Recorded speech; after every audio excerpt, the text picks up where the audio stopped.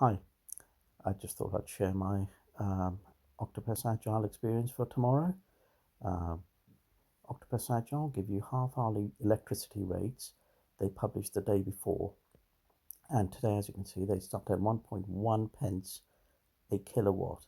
Compare that to the 15 to 18 pence most people pay with any other service provider.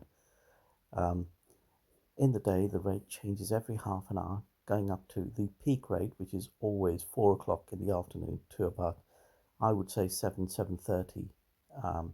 As long as you can avoid using cookers and stuff in that time, you can save yourself a ton of money. At these rates, charging up the electric car and the electric battery, solar battery, our charge should be about 50p. This is today's rate, and they're a lot higher. But even then, they're still half price compared to anybody else.